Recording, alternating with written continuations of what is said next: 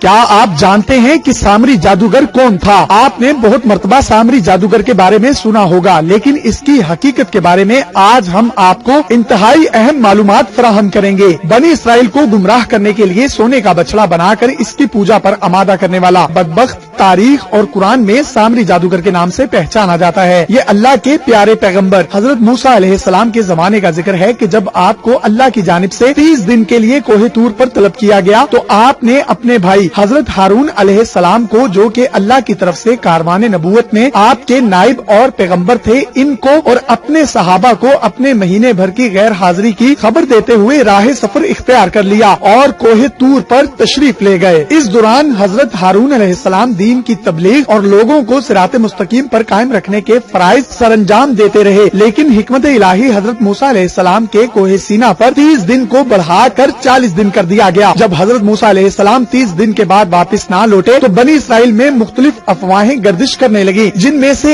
ایک یہ تھی شاید حضرت موسیٰ علیہ السلام کے واپس نہ پلٹنے کی وجہ ان کا اپنے خدا کے ہاں چلے جانا ہے۔ انہی ایام میں سامری، جو بظاہر ایک نیک شخص تھا، نے سونے کا ایک بچڑا تیار کیا اور بنی اسرائیل کو اس کی عبادت پر آمادہ کرنے کی کوشش کی۔ حضرت ہارون نے اس کی مخالفت کی، لیکن آپ بنی اسرائیل کی ہٹ دھرمی کے سامنے بے بس ہو گئے۔ یاد رہے، اس عہد میں مصر میں بیل کو ایک مقدس جانور تسلیم کیا جاتا ہے، اور اسی خیال کے پیش نظر سامری نے سونے کا یہ بچڑا تیار کیا، جس میں سے مختلف آوازیں نکلتی تھی، جن سے متاثر ہوتے ہوئے ضعیف العقیدہ اسرائیلیوں نے اس کی پوجا شروع کر دی اور شرک عام ہونے لگا۔ مقام حیرت ہے کہ اتنا بڑا فکری انقلاب، جس نے حضرت موسیٰ کی سالوں کی محنت کو متاثر کیا، محض 10 دنوں میں مارز وجود میں آ گیا۔ جب 40 دن مکمل ہونے کے بعد حضرت موسیٰ علیہ السلام کوہ سینا سے واپس تشریف لائے اور بنی اسرائیل کی گمراہی کا مشاہدہ کیا تو جلال میں آ گئے۔ پہلے تو آپ نے حضرت ہارون علیہ السلام، جو کہ آپ کے بھائی اور نائب تھے، سے جواب طلب کیا اور فرمایا کہ جب یہ سب کچھ ہو رہا تھا تو تم میرے پاس کیوں نہیں آ گئے؟ جس پر انہوں نے عرض کی کہ حالات ایسے نہیں تھے کہ میں آپ کو آ کر باخبر کر سکتا، جبکہ سامری نے وضاحت کی کہ میں نے اس فرشتے کو دیکھ لیا تھا جو آپ کے پاس آتا ہے، اور پھر میں نے اس کے پاؤں کی مٹی لے کر اس بچڑے میں ڈال دی، جس کی بدولت اس نے بولنا شروع کر دیا۔ حضرت موسیٰ علیہ السلام نے نہ صرف اس بچڑے کو توڑ دیا، بلکہ بارگاہ الہی سے یہ حکم صادر ہوا کہ بنی اسرائیل اپنے اس گناہ عظیم کا کفارہ ادا کرنے کے لیے باہم ایک دوسرے کو قتل کرے۔ دن بھر یہ معرکہ جاری رہا اور ہزاروں اسرائیلی ایک دوسرے کے ہاتھوں قتل کیے گئے، لیکن اس گناہ عظیم کا حقیقی محرک سامری جادوگر، جو کہ موقع پر موجود تھا، نہ صرف کسی نے اس کی جان لینے کی کوشش کی، جبکہ سامری حضرت موسیٰ علیہ السلام کو دیکھتے ہوئے مسکراتے ہوئے ایک جانب چل دیا۔ حقیقی سامری جادوگر کو اس موقع پر اس کے گناہ کی پاداش میں قتل کیوں نہیں کیا گیا؟ جب اس سوال کو علماء کے سامنے پیش کیا گیا تو اکثریت کی رائے کے مطابق سامری دراصل دجال کی ایک شکل تھی، جس کو قتل کرنا کسی کے بس کا روگ نہیں تھا، کیونکہ اس کا روگ حضرت عیسیٰ علیہ السلام کے ہاتھوں لکھا جا چکا ہے۔ اکابرین امت میں سے متعدد علماء کی رائے کے مطابق دجال مختلف صورتوں میں اس سے قبل بھی